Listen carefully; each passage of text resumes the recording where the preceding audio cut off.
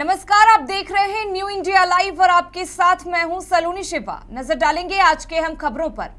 खालिस्तान विवाद को लेकर अमेरिका ने कनाडा के आरोपों पर चिंता जताई है। जो बाइडेन प्रशासन ने कहा कि सिख अलगाववादी नेता हरदीप सिंह निज्जर की हत्या के पीछे भारत को जिम्मेदार ठहराने की बात से वो चिंतित है। अमेरिका ने भारत से इस मामले की जांच में कनाडा को सहयोग करने की बात कही है।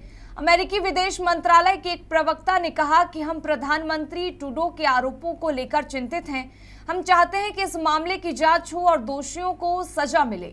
हम भारत से इस जांच में सहयोग करने का आग्रह करते हैं।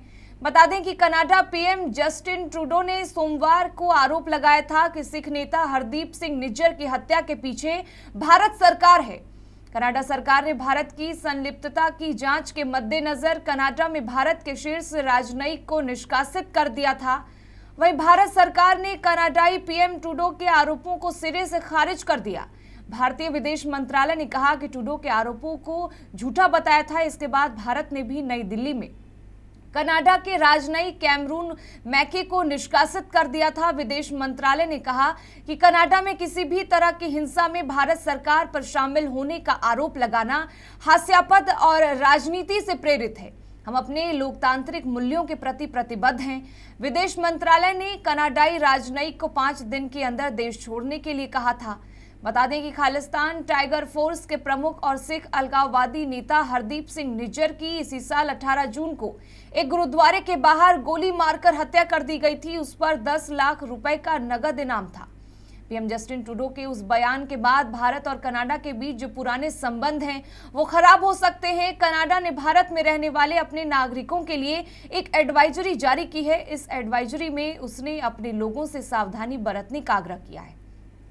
इसमें कहा गया है कि स्थितियां कभी भी बदल सकती हैं, इसलिए सतर्क रहें, मीडिया पर नजर बनाए रखें और दिए गए दिशा निर्देशों का पालन करें। देश भर में कल गणेश चतुर्थी का पर्व धूमधाम से मनाया गया। हर साल की तरह इस साल भी राजधानी भोपाल स्थित सीएम हाउस में भगवान श्री गणेश की प्रतिमा विराजमान हुई। सीएम शिवराज सिंह चौहान सपरिवार श्री गणेश जी की प्रतिमा लेने माता मंदिर के पास प्लेटिमा प्लाजा पहुंचे और ढोल नगाड़ों के बीच भगवान श्री गणेश की प्रतिमा को लेकर सीएम हाउस के लिए रवाना हुए। इस दौरान मीडिया को संबोधित करते हुए मुख्यमंत्री शिवराज सिंह चौहान ने राज्य के लोगों की खुशहाली की कामना की। सीएम ने कहा कि गणेश चतुर्थी के पावन अवसर पर भगवान से यही प्रार्थना है कि प्रदेश और तेजी से आगे बढ़े और प्रदेशवासी की जिंदगी में सुख समृद्धि आए। भगवान श्री गणेश की प्रतिमा लेने पहुंचे मुख्यमंत्री शिवराज सिंह चौहान रास्ते भर श्रद्धालुओं का अभिवादन करते हुए जा रहे थे। सीएम शिवराज सिंह चौहान ने प्रदेशवासियों गणेश चतुर्थी पर्व की हार्दिक बधाई दी।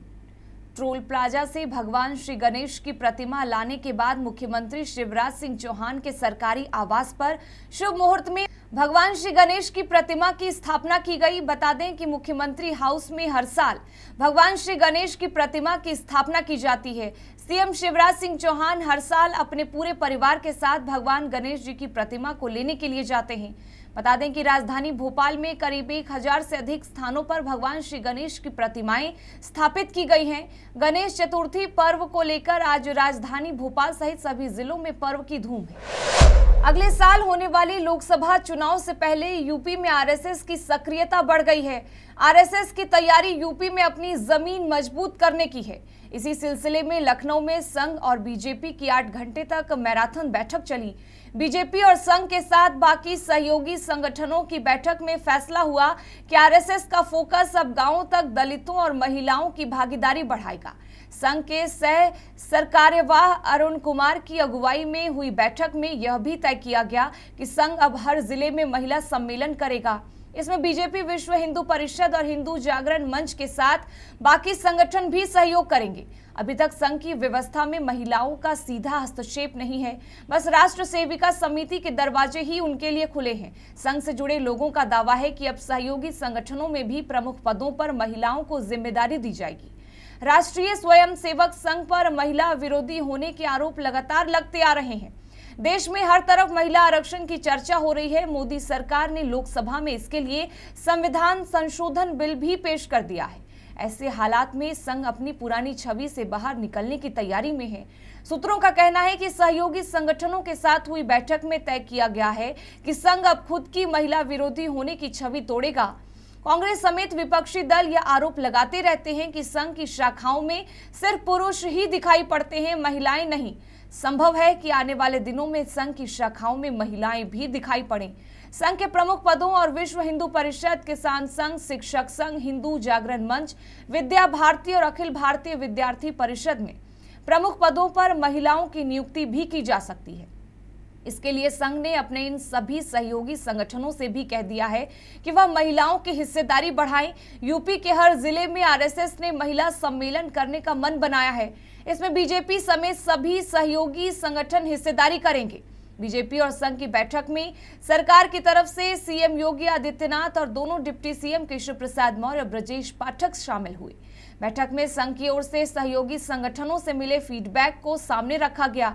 सहयोगी संगठनों ने बताया कि विधायक और सांसद उनकी समस्याएं नहीं सुनते हैं, मंत्रियों तक भी अपनी बात नहीं पहुंचा पा रहे हैं। यह भी बताया गया है कि छुट्टा जानवर गांव में अब भी समस्या बने हुए हैं। योगी आदित्यनाथ ने सरकार की ओर से इन समस्याओं को दूर करने का भरोसा दिया गया। यह सरकार्यवाह अरुण कुमार ने कहा कि सरकार और बाकी संगठनों के लोग आपस में समन्वय बनाए रखें, इसके लिए हर 2 महीने पर बैठकें भी करते रहें। बैठकों में यह भी तय किया गया कि जनवरी में संभावित राम मंदिर की प्राण प्रतिष्ठा कार्यक्रम के लिए सभी संगठन मिलकर गांव-गांव तक माहौल बनाएं। विश्व हिंदू परिषद 30 सितंबर से 1 अक्टूबर तक पूरे प्रदेश में शौर्य यात्राएं निकालकर गांवों तक हिंदूमय माहौल बनाएगा। बीजेपी और उसके सभी सहयोगी संगठनों को इसमें मिलकर मदद करने को कहा गया है। बिहार के बेतिया में सरकारी स्कूल के हेडमास्टर के ट्रांसफर पर स्टूडेंट का गुस्सा फूट गया, जिसके बाद छात्रों ने नए आए प्रिंसिपल को ज्वाइन नहीं करने दिया। इतना ही नहीं, उनकी बाइक को भी आग के हवाले कर दिया। इसके बाद मौके पर मामले को शांत कराने पहुंचे बीईओ की गाड़ी पर भी छात्रों ने पथराव कर दिया। इस दौरान स्कूल से लेकर सड़क तक कई घंटों तक बवाल मचा रहा। मामला राजकीय मध्य विद्यालय पखनाहा का है। यहाँ जितेंद्र पटेल प्रधानाध्यापक हैं। 18 सितंबर को इनका तबादला कर दिया गया। जितेंद्र पटेल ने 2 महीने पहले ही स्कूल में बतौर प्रिंसिपल ज्वाइन किया था। तब पटेल को विनय कुमार को ट्रांसफर कर मध्य विद्यालय पखनाहा में प्रधानाध्यापक बनाया गया था। इसके बाद वापस विनय कुमार को शिक्षा विभाग ने प्रधानाध्यापक बनाकर उसी विद्यालय में भेजा। तब यहाँ खूब बवाल हुआ। मंगलवार को विनय कुमार ज्वाइन करने के लिए पहुंचे। इससे पहले ही छात्र और अभिभावक स्कूल पहुंच गए थे। दरअसल जितेंद्र पटेल के तबादले की खबर उन्हें मिली थी, जिसके बाद अभिभावक और छात्र पहले ही स्कूल पहुंच गए थे। इसके बाद जब नए प्रिंसिपल ज्वाइन करने पहुंचे तो उन्हें ज्वाइन नहीं करने दिया गया। छात्रों ने कहा कि प्रिंसिपल जितेंद्र पटेल ने स्कूल की व्यवस्था में सुधार किया है, यहाँ पढ़ाई ठीक हुआ है, साथ ही पानी और टॉयलेट भी सही किया गया है। अभिभावकों ने मांग की है कि जितेंद्र पटेल को हेडमास्टर रहने दिया जाए। छात्रों और अभिभावकों की मांग जब किसी ने नहीं मानी तो वो आक्रोशित हो गए। वह इसके विरोध में बेतिया बेरिया रोड पर नारेबाजी करने लगे। इस दौरान किसी ने वहां नए प्रिंसिपल की गाड़ी लाकर उसमें आग लगा दी। स्कूल में हंगामे के बाद सीईओ और बीईओ मौके पर पहुंचे। तब गुस्साए छात्रों ने डीपीओ कुणाल गौरव, जो बीईओ के प्रभार में हैं, की गाड़ी पर हमला कर दिया। अभिभावकों का आरोप है कि डीपीओ ने स्कूल में घुसकर डंडे से छात्रों की पिटाई की, जिसमें राजकुमार नाम के एक छात्र का सिर फट गया, जबकि असमुल्लाह का हाथ टूट गया। यही रूबी खातून के भी सिर में गंभीर चोट आई है। मामले में बेरिया थानाध्यक्ष प्रणय कुमार ने बताया कि पुलिस को जब हंगामे की सूचना मिली तो मौके पर पहुंची और बच्चों को शांत कराने की कोशिश की। इसके साथ ही डीपीओ को वहां से सुरक्षित निकाला गया। बच्चों की पिटाई के सवाल पर थानाध्यक्ष ने कहा कि अगर घायल बच्चे या उनके परिजनों को ओर से शिकायत मिलती है तो फिर एफआईआर दर्ज कर कार्रवाई की जाएगी। हरियाणा के सोनीपत के मुरथल के नजदीक दिल्ली जम्मू नेशनल हाईवे 44 पर बने भिगान टोल प्लाजा पर मारपीट का एक वीडियो वायरल हो रहा है। इस वीडियो में भिगाना टोल प्लाजा कर्मियों की गुंडागर्दी कैद हो गई है। वीडियो में देखा जा सकता है कि कैसे प्लाजा में तैनात कर्मियों ने एक व्यक्ति को लाठी डंडों से बुरी तरह पीटा। जब एक महिला उस व्यक्ति को बचाने के लिए आगे आई तो टोल प्लाजा कर्मियों ने महिला के बाल पकड़कर उसके साथ भी मारपीट की। सोशल मीडिया पर यह वीडियो अब काफी तेजी से वायरल हो रहा है। इस पूरे मामले को लेकर हरियाणा पुलिस की भी प्रतिक्रिया सामने सामने आई है। हरियाणा पुलिस का कहना है कि उन्हें कोई भी शिकायत नहीं मिली है और दोनों पक्षों के बीच समझौता हो गया है। सोनीपत नेशनल हाईवे के भिगोना टोल प्लाजा पर हुई मारपीट का ये वीडियो 3 से 4 दिन पुराना बताया जा रहा है कि टोल कर्मियों का कार सवार एक व्यक्ति के साथ विवाद हुआ। इसके बाद टोल कर्मियों ने उसे दौड़ा कर लाठी डंडों से पीटा। इतना ही नहीं, जब महिला ने शख्स को बचाने के लिए बीच बचाव किया तो उसे भी बाल पकड़कर घसीटा गया और उसके साथ मारपीट किया गया। हालांकि दोनों पक्षों में से किसी ने भी पुलिस में एफआईआर दर्ज नहीं कराई है। पुलिस ने भी इस बात की पुष्टि की है। उसका कहना है कि दोनों पक्षों के बीच समझौता हो गया है। बता दें कि दिल्ली एनसीआर के कई लोग हर दिन मुरथल में घूमने के लिए जाते हैं। दिल्ली से जबलपुर के लिए रवाना हुई इंडिगो की फ्लाइट में एक बुजुर्ग यात्री की सांसें थम गई। यात्री को हवाई यात्रा के दौरान ही हार्ट अटैक आ गया। बताया जा रहा है कि फ्लाइट जैसे ही आसमान में पहुंची तभी यात्री को हार्ट अटैक आ गया और यात्री ने विमान में ही दम तोड़ दिया। यात्री की सांसें थमते ही प्लेन में चीख पुकार मच गई। विमान के डुमना एयरपोर्ट पहुंचने के बाद यात्री के शव को पोस्टमार्टम के लिए भेजा गया, जहां पोस्टमार्टम के बाद परिजनों के सुपुर्द कर दिया गया। दरअसल जबलपुर के गोरखपुर न्यू क्रिश्चियन कॉलोनी में रहने वाले 69 वर्षीय राजेंद्र फ्रैंकलिन अपनी 65 वर्षीय पत्नी डॉली के साथ दिल्ली गए हुए थे। रविवार को राजेंद्र दोपहर 1:55 पर दिल्ली से जबलपुर जाने वाले इंडिगो की विमान में सीट क्रमांक B29 और 30 में सवार हुए थे। जैसे ही विमान ने उड़ान भरी तभी राजेंद्र को सीने में दर्द होने लगा। बाजू में बैठी पत्नी ने सीने को दबाया, लेकिन इससे पहले ही वह कुछ समझ पाती राजेंद्र की मौत हो चुकी थी। राजेंद्र की मौत होने के बाद इसकी जानकारी पायलट ने तत्काल जबलपुर के डुमना एयरपोर्ट पर एटीसी को दी। एटीसी ने खमरिया पुलिस को बुलाया। फ्लाइट दोपहर 3:30 बजे डुमना एयरपोर्ट पर लैंड हुई। पुलिस की मौजूदगी में राजेंद्र के शव को उतारा गया और कागजी कार्रवाई करने के बाद शव को पोस्टमार्टम के लिए भेज दिया गया। वहीं परिजनों के मुताबिक राजेंद्र को पहले भी 2 बार अटैक आ चुका है, जिसका जबलपुर के एक निजी अस्पताल में इलाज भी चल रहा था। राजेंद्र की मौत के बाद उनकी पत्नी डॉली का रो रो कर बुरा हाल है। डॉली का कहना है कि बुढ़ापे में एक वही उनका सहारा थे। उनके जाने के बाद वह भी अकेली हो गई हैं। फिलहाल खुमरिया पुलिस पोस्टमार्टम रिपोर्ट आने का इंतजार कर रही है। पंजाब के मुक्तसर में आज दोपहर बड़ा हादसा हो गया। यात्रियों से भरी एक प्राइवेट बस सरहिंद नहर में गिर गई, जिससे 8 यात्रियों की मौत हो गई है। वहीं कुछ यात्रियों के बह जाने की आशंका जताई जा रही है। बस में 60 से 65 यात्री सवार थे। इनमें से 40 को बचा लिया गया है। वहीं 11 यात्री घायल हैं, जिनका इलाज अस्पताल में चल रहा है। हादसे को लेकर मुख्यमंत्री भगवंत मान ने दुख जताया और घायलों के समुचित इलाज के निर्देश दिए हैं। बता दें कि हादसा कोटकपुरा रोड पर झंबेलवाली गांव के पास हुआ। एक निजी कंपनी की बस अचानक सरहिंद नहर में गिर गई। यात्रियों की चीख पुकार सुन लोगों ने इसकी सूचना पुलिस प्रशासन को दी और खुद की रेस्क्यू ऑपरेशन शुरू कर दिया।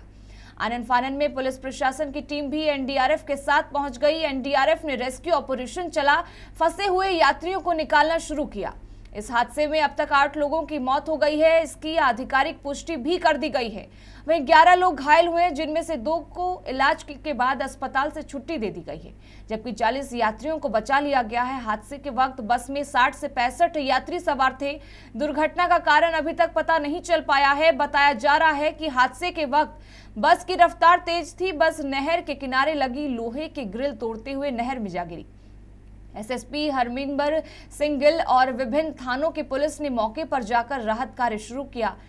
हल्का विधायक रणदीप सिंह काका बराड़ भी मौके पर पहुंच गए। बस मुक्तसर से कोटकपुरा जा रही थी। वहीं मुक्तसर हादसे पर मुख्यमंत्री भगवंत मान ने ट्वीट किया। उन्होंने लिखा कि मुक्तसर कोटकपुरा रोड पर एक निजी बस के नहर में गिरने की दुखद खबर। प्रशासन की टीमें मौके पर मौजूद हैं। बचाव अभियान की पल पल जानकारी ले रहा हूं। भगवान सभी पर कृपा करें। अच्छा स्वास्थ्य। मध्य प्रदेश के इंदौर शहर का एक वीडियो सोशल मीडिया पर जमकर वायरल हो रहा है। वायरल वीडियो में पुलिसकर्मी एक युवक की जमकर पिटाई कर रहा है। वायरल वीडियो को संज्ञान में लेकर पुलिस कमिश्नर ने जांच के आदेश दिए हैं। साथ ही संबंधित पुलिसकर्मी के खिलाफ कार्रवाई करने की बात कही गई है। यह पूरा मामला इंदौर के विजयनगर थाना क्षेत्र का बताया जा रहा है। विजयनगर थाना क्षेत्र में देर रात मेघदूत चौपाटी के पास सुमित अपनी स्कूटी से कहीं जा रहा था। इसी दौरान चौपाटी के पास पुलिसकर्मी राजू मंडलोई ने उसे रोका। उसके बाद उसे 1 से 2 थप्पड़ मार दिए। इस घटना का वीडियो वहीं पर मौजूद कुछ लोगों ने बना लिया। उसे सोशल मीडिया पर वायरल कर दिया। फिलहाल इस पूरे मामले में पुलिसकर्मी राजू मंडलोई ने विजयनगर थाना प्रभारी सहित अन्य पुलिस के अधिकारियों को बताया कि युवक कुछ महिलाओं के साथ छेड़छाड़ कर रहा था। जब उसे रोका गया तो वह बदतमीजी करने लगा था। इसी के चलते उसकी पिटाई की गई। पीड़ित सुमित ने इस पूरे मामले की शिकायत पुलिस कमिश्नर सहित अन्य अधिकारियों को की है। इस घटना पर पुलिस कमिश्नर मकरंद देवस्कर ने बताया कि एक वीडियो सामने आया है जिसमें एक पुलिसकर्मी युवक की पिटाई कर रहा है। पुलिसकर्मी के बारे में जानकारी जुटाई जा रही है। साथ ही उन्होंने पीड़ित युवक का मेडिकल करवाया जाएगा। उसके बाद इस पूरे मामले में कार्रवाई की जाएगी। बता दें कि इंदौर में इस तरह के घटनाक्रम पहले भी कई बार सामने आ चुके हैं। सोशल मीडिया में वीडियो वायरल होने के बाद इंदौर पुलिस की कार्यप्रणाली पर एक बार फिर से सवाल खड़े हो रहे हैं। सोशल मीडिया यूजर कह रहे हैं कि देर रात सड़क पर चलने वाले लोगों को पुलिस बेवजह पीट रही है, यह सही नहीं है।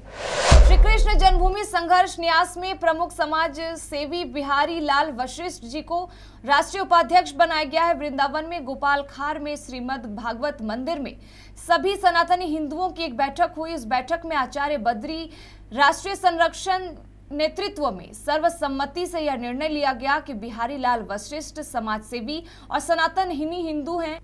इनके जुड़ने से सभी सनातन हिंदू जुड़ जाएंगे और कृष्ण जन्मभूमि मंदिर से ईदगाह मस्जिद को हटाने वाली लड़ाई में बहुत बड़ी शक्ति मिलेगी। राष्ट्रीय संरक्षक आचार्य बद्री जी ने कहा कि इनके जुड़ने से मथुरा में आंदोलन तेज होगा। परम विद्वान संत मोहिनीगिरी महाराज ने कहा कि बिहारी लाल बशीर जी 1990 से ही सनातनियों को इकट्ठा कर रहे हैं और भगवान कृष्ण मंदिर आजाद होने के लिए प्रयास कर रहे हैं। जिला उपाध्यक्ष देशराज उपाध्याय ने कहा कि अब हिंदू जाग चुका है, सनातनी सभी इकट्ठे होंगे और कृष्ण जन्मभूमि मुक्ति के लिए अभियान चलाएंगे।